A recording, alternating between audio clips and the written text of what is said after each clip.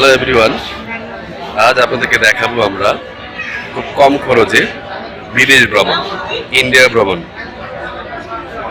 শুরু করেছি আল্লাহর নামে। এয়ারপোর্ট রেল স্টেশন থেকে কিভাবে আপনি কম খরচে আমরা আগরতলা পৌঁছাতে পারি সেই টুকরো টুকরো ভিডিও ধারণ করে আপনাদেরকে সামনে উপস্থাপন করবো, যেন আপনারা কম খরচে বাংলাদেশ থেকে ইন্ডিয়াতে ঘুরে আসতে পারেন আগরতলা। এবারে সবসঙ্গী সাথে আছেন মামুন ভাই, নোয়াখালীর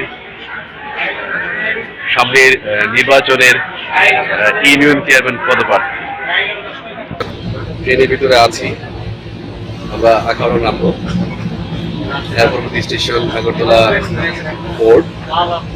এরপরে আপনাদের সামনে নিয়ে যাবো। সাথে আছে আমার ইউনিভার্সিটি বন্ধু নাবির, যাবে না, আমাকে এগিয়ে দেওয়ার জন্য এসেছে।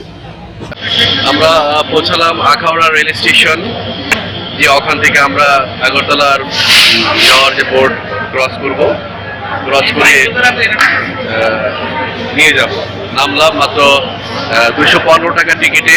আমরা এয়ারপোর্ট রেল স্টেশন থেকে এসেছি আখাউড়া রেল স্টেশন, মাত্র 215 টাকা টিকিটে, শোভন চেয়ার। আখাউড়া রেল স্টেশন থেকে এখন যাচ্ছি আমরা আখাউড়া স্থলবন্দর, ইন্ডিয়ান বর্ডার, যেখান দিয়ে আজকে আমরা ক্রস করব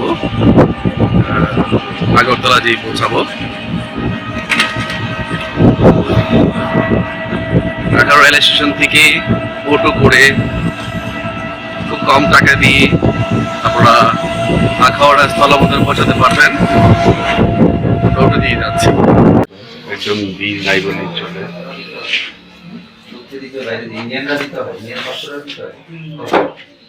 এখানে আপনার ট্রাভেল ড্রেস দিতে হয়, সোনালী ব্যাংক, একদম বিল নাই বললেই চলে।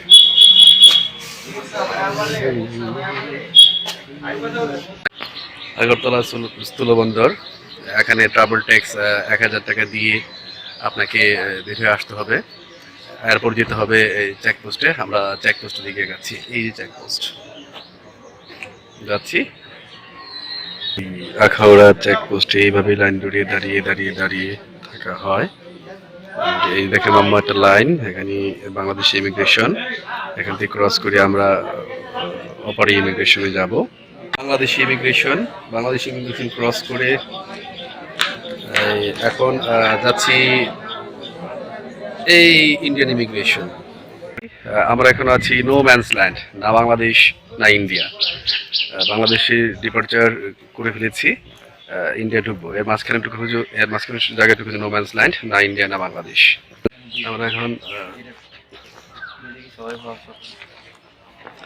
আমরা এখন নো ম্যানস ল্যান্ডে আছি, ক্রস করছি, না ইন্ডিয়া না বাংলাদেশ। আমরা এর মাঝখানে অবস্থান করছি, এই যে ঢুকছি। আমগরে নিয়ে যাবেন না ও দিদি? আমগরে নিবেন না কি? আমরা এখন নো ম্যানস ল্যান্ডে আছি, আমাদেরকে নিয়ে যাচ্ছে বাংলাদেশ ডিপার্চার ক্রস করেছি। আমরা এখন যাচ্ছি ইন্ডিয়ার ইমিগ্রেশনে। আমাদের এক দিদি আছেন, যিনি অটো ড্রাইভার, আমাদের টুরিস্টকে সেবা দিয়ে থাকেন। তো এলপিআই সেবা দিয়ে থাকেন। আমরা ঠিক মাঝখানে অবস্থান করেছি, না বাংলাদেশ না ইন্ডিয়া, নো ম্যানস ল্যান্ড যেটাকে বলা হয়। তো আমরা অগ্রসর হচ্ছি ইন্ডিয়ান ইমিগ্রেশনে। ইন্ডিয়ান ইমিগ্রেশন ক্রস করবো, আবার আপনাদের সামনে আসবো। একটু দেখেন কত সুন্দর।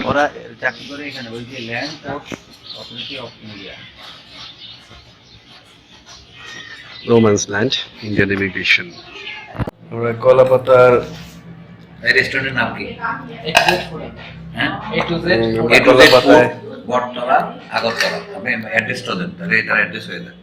আর অন্য বাঙালিরা আসতে পারে। হ্যাঁ, আগরতলা 0 কিলোমিটার।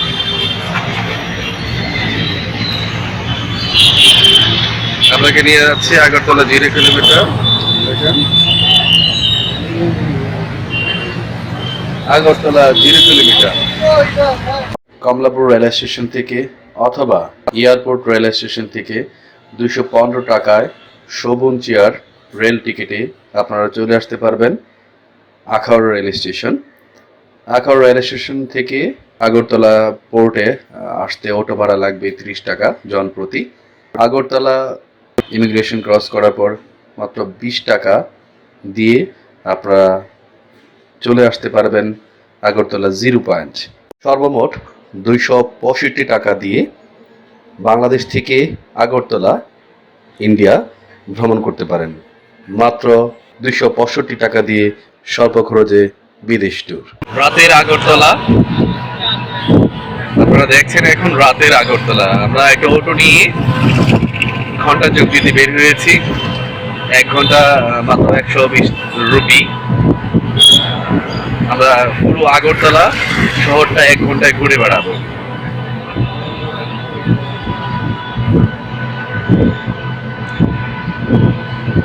রাতের আগরতলা 8টা বেজে গিয়েছে, তাই এখন সবকিছু বন্ধের পথে। 8টার পর সবকিছু বন্ধ হয়ে যায়। 10টার পরে একেবারে রুটটা ফাঁকা হয়ে যায়, কিছুই থাকে না।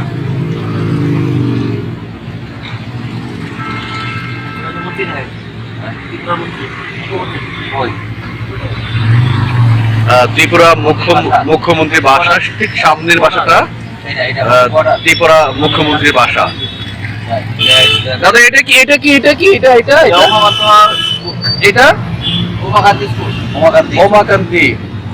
আপনারা দেখছেন এটা ওমাকান্তি স্কুল, অনেক পুরনো। মুখ্যমন্ত্রীর রবীন্দ্রনাথ সেন্টার দেখছেন আপনারা। আমরা ঘুরে বেড়াচ্ছি। এখানে প্রোগ্রাম হচ্ছে, বর্ষপূর্তি প্রোগ্রাম হচ্ছে।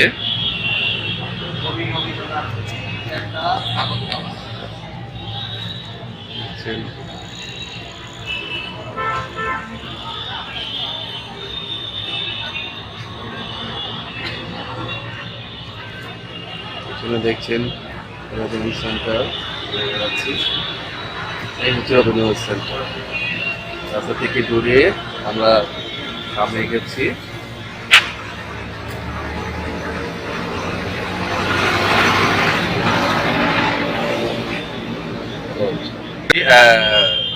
আগরতলা সেন্ট্রাল মিউজিয়াম দেখেন, ক্ষুদিরাম বসুর ভাস্কর্য।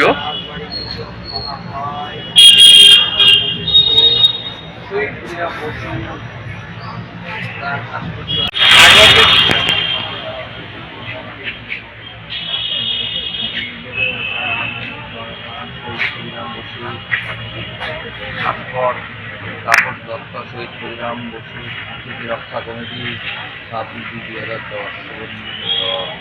এই যে ক্ষুদিরাম। রাতের সেন্ট্রাল মিউজিয়াম আপনারা দেখছেন। সেন্ট্রাল মিউজিয়াম,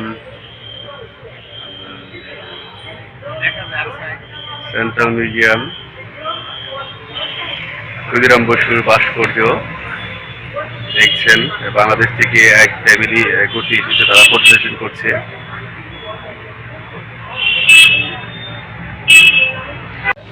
এই সেই জেলখানা।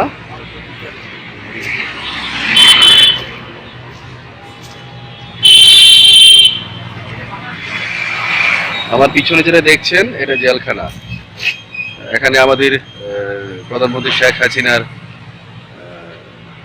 বাবা বঙ্গবন্ধু শেখ মুজিবুর রহমান কারাবন্দী ছিলেন।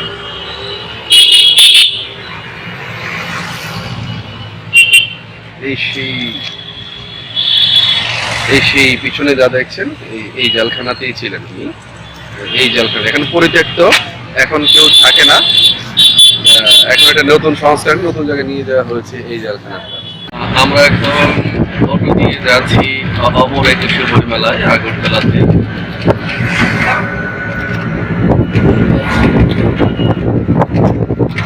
আজকে দেখবো আমরা বইমেলায় আগরতলা বইমেলাটি কেমন হয়। দেখা একটা ছিল, যাচ্ছি।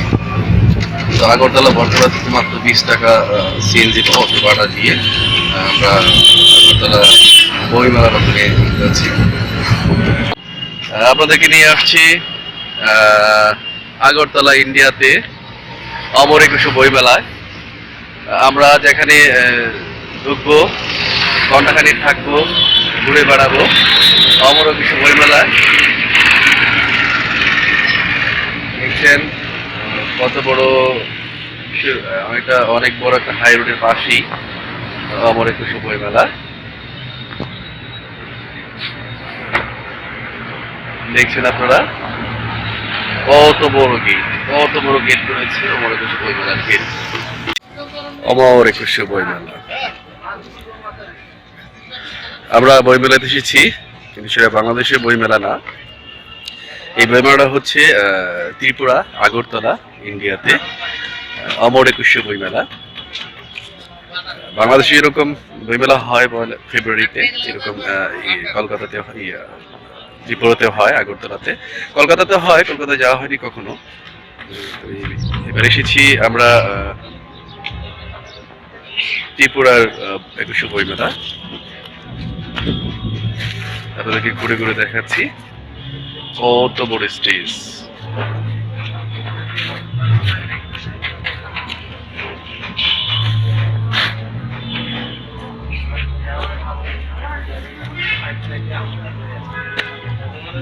আমার পিছনে হচ্ছে মূল ফটক বইমেলার।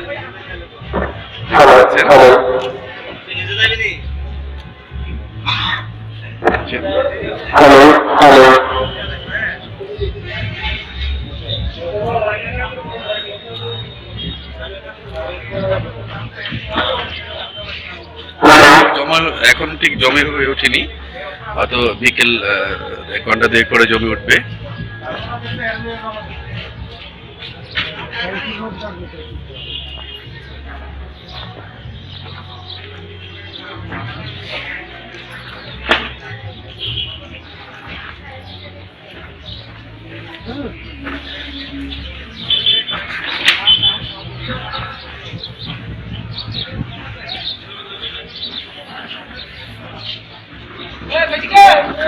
এখানে সাংস্কৃতিক প্রোগ্রাম হয় প্রতিদিনই বইমেলা উপলক্ষে।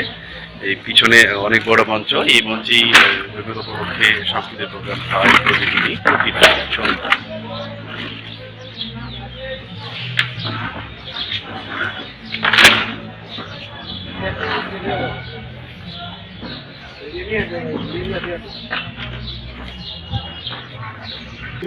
আগরতলা বইমেলাতে আমরা এসেছি বাংলাদেশ স্টলে।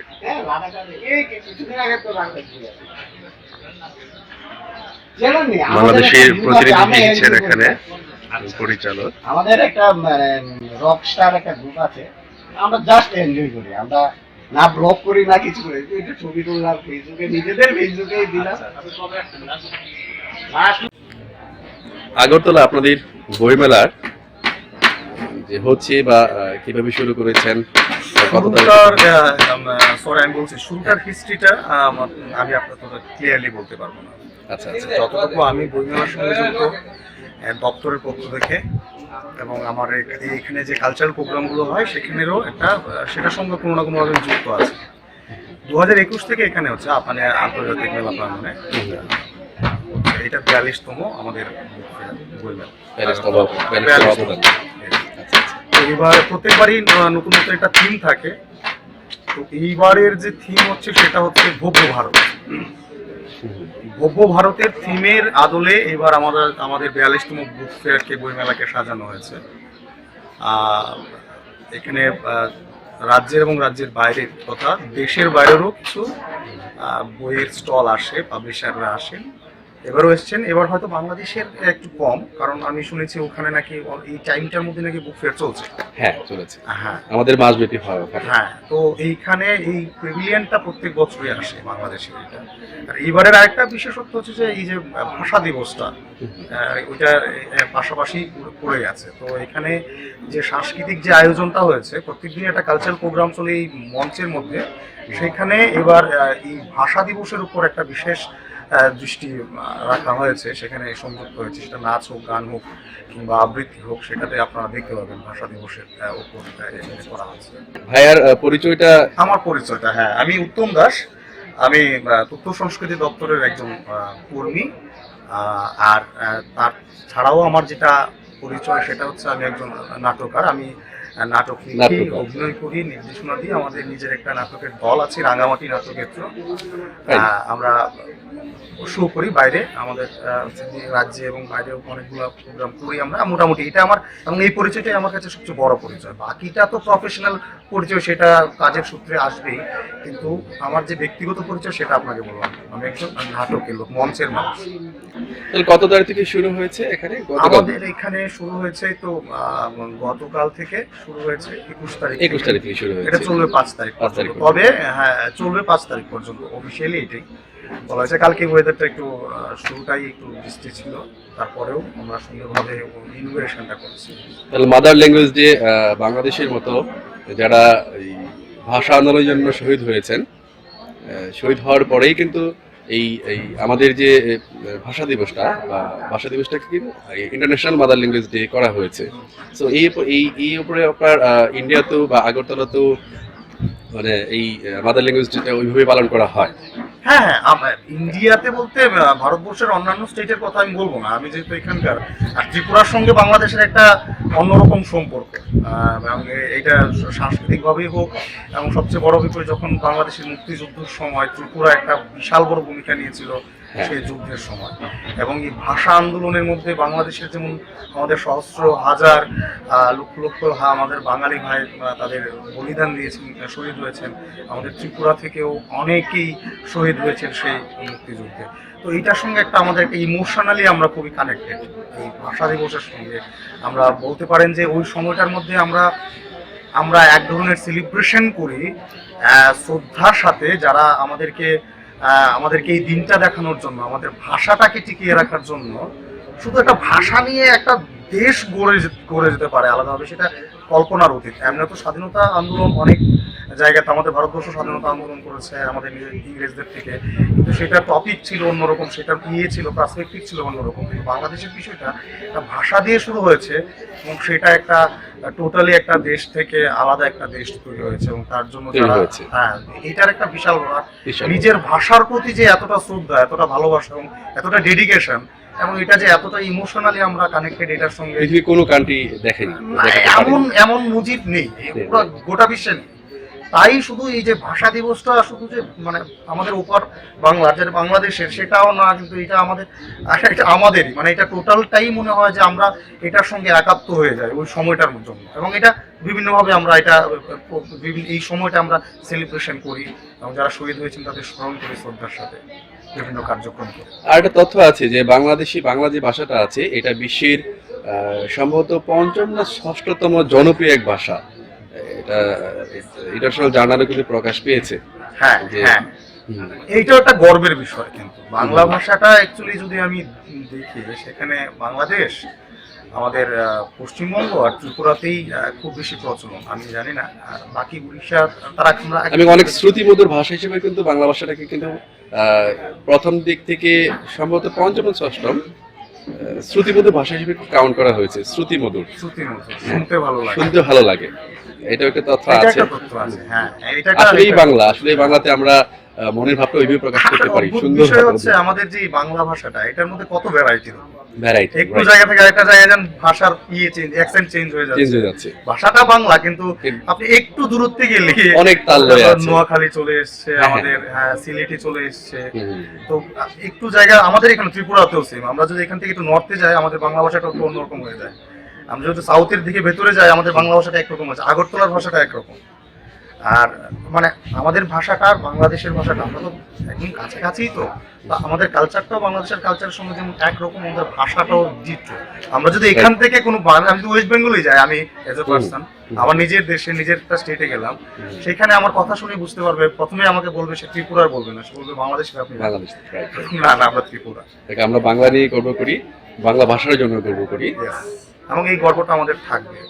এবং এখনকার বড় একটা চ্যালেঞ্জ হচ্ছে, সেটা মানে এটা একটা ভেতরেগত একটা দুঃখ হয়তো, এটা যে এই বাংলা ভাষাটা না, এখনকার সময়ের যে জেনারেশনটা, আমি বলছি যে বাচ্চারা যারা পড়াশোনা করছে এখন, যারা ইংলিশ মিডিয়ামে পড়াশোনা করছে, হিন্দি মিডিয়ামে পড়ছে, বিভিন্ন জায়গায় পড়াশোনা করছে, তাদের কিন্তু বাংলা ভাষাটার প্রতি যে মানে এটার যে হিস্ট্রিটা, এটার পেছনে যে এত বড় লড়াই সংগ্রাম, সেটা তারা জানে না। সেই জন্য বাংলা ভাষাটার প্রতি বোধহয় কোনো না কোনোভাবে সেই ইমোশনটা যেটা আমরা ফিল করি না, সেটা ওদের এই ইমোশনটা তাদের ভিতরে নেই, নেই। নিউ জেনারেশনের মাঝে নেই এটা। নেই এটা। Right. আমি হয়তো এটা বাংলাদেশেও আছে। আমি বাংলাদেশে অনেকবার প্রোগ্রাম করতে গেছি।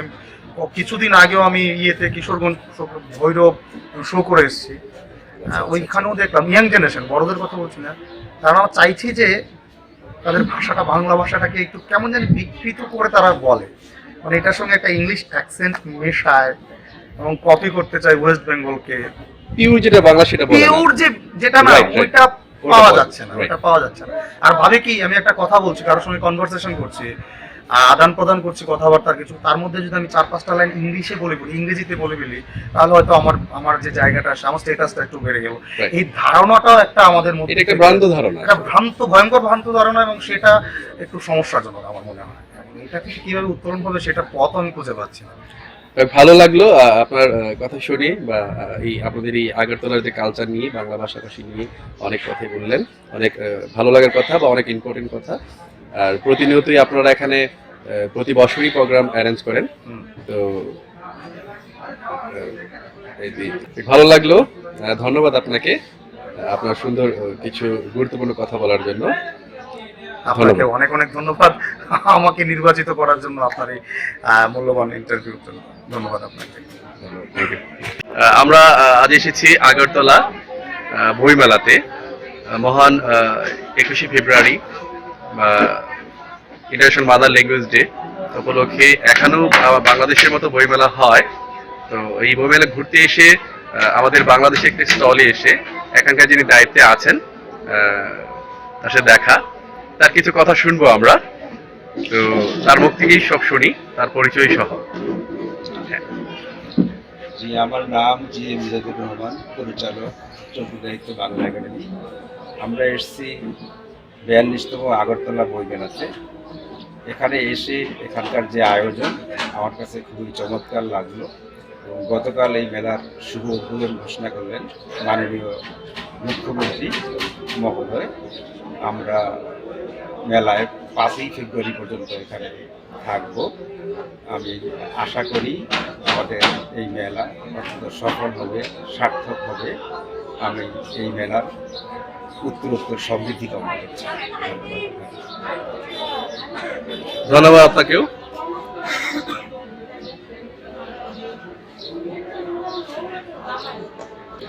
এটা উন্মুক্ত মঞ্চ 21শে বই মেলার আগরতলার। সন্ধ্যা থেকে অনুষ্ঠান শুরু হবে।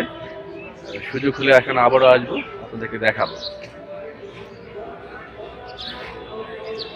সারি সারি চেয়ার। এটা হয়েছে আগরতলার সরকার থেকে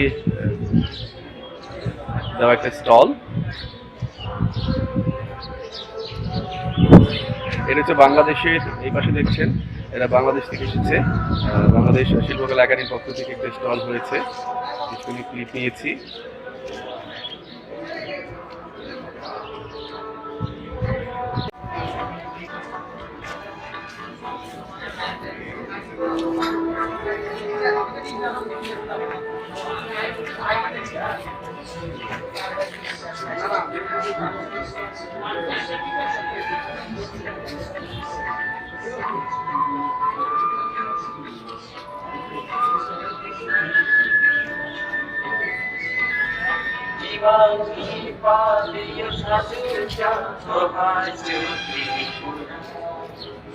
এখনো জমে ওঠেনি, জমে উঠবে সন্ধ্যার পর বা বিকেল দিকে জমে ওঠে। গতকাল থেকে শুরু হয়েছে মাত্র।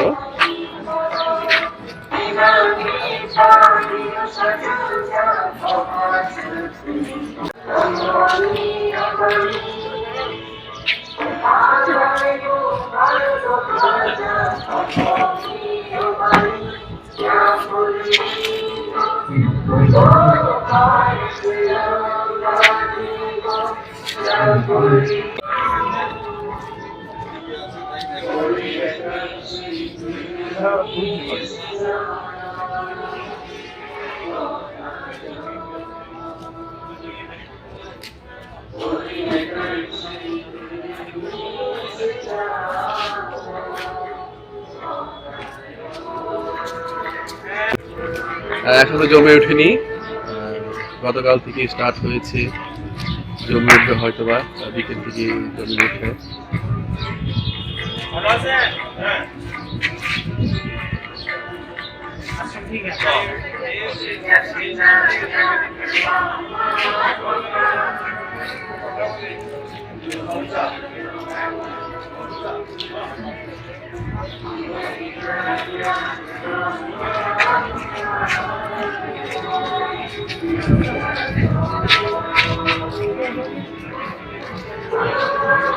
এই যে মুসলিমা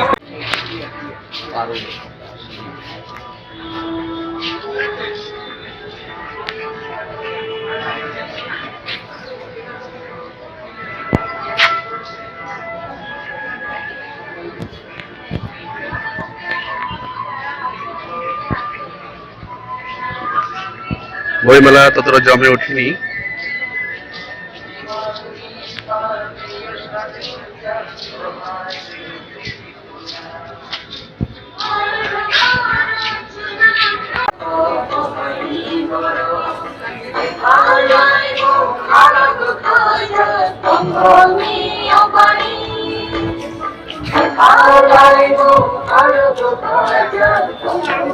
ওখানে ওরা কোন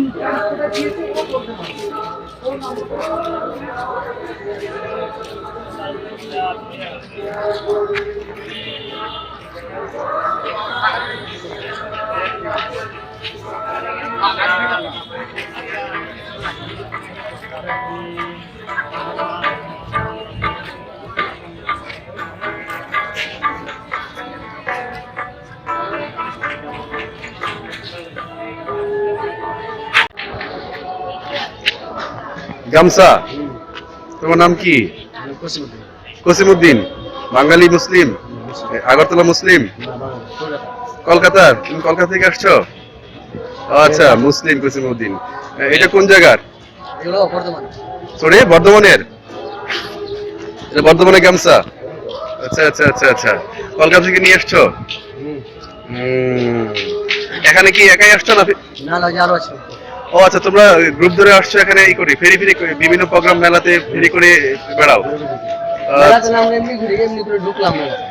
আচ্ছা আচ্ছা আচ্ছা আচ্ছা আচ্ছা। তো এগুলোর রেট কমেন, দাম জোড়া 120 টাকা?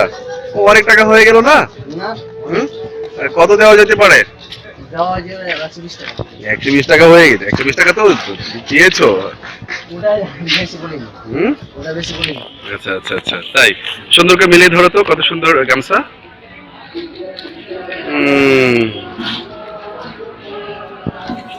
চমৎকার। আগরতলা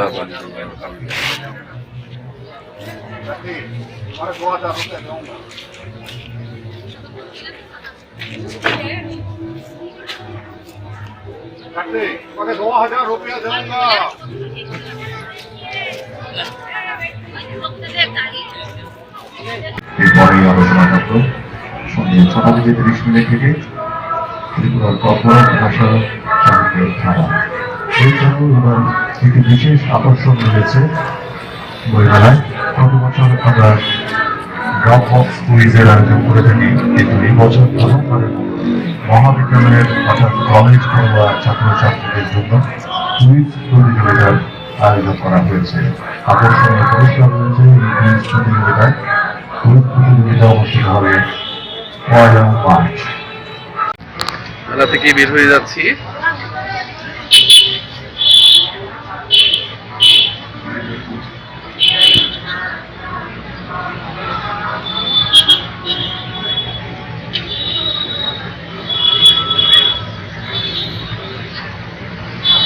আবারও দেখা হবে, কি হবে।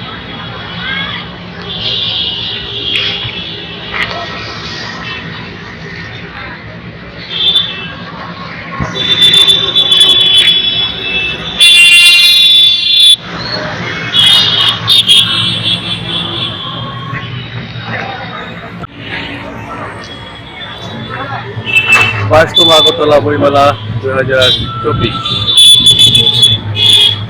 প্রধান ফটক।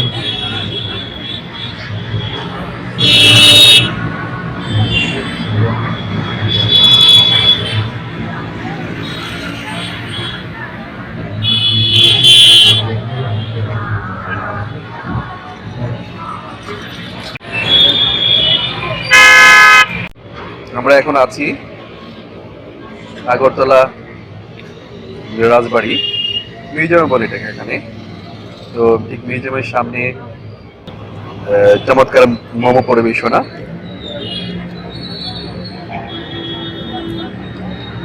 মোমো খুব টেস্টি, চিকেন মোমো। আপনাদের আমন্ত্রিত। আমরা ফিরে যাচ্ছি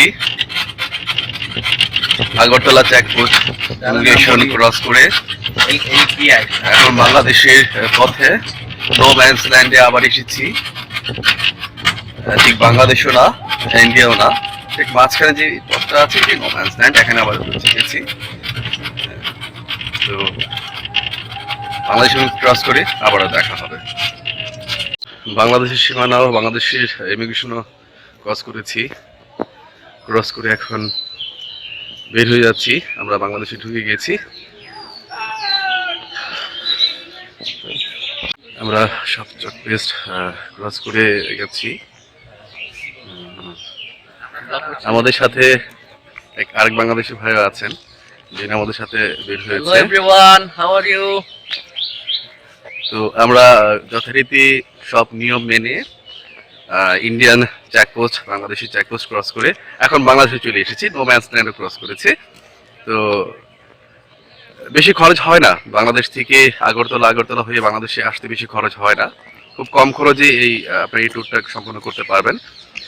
শুরু থেকে শেষ পর্যন্ত অনেক কিছু দেখিয়েছি। তো দেখা হবে আবারও কোনো ব্লগ দিয়ে। Thank you.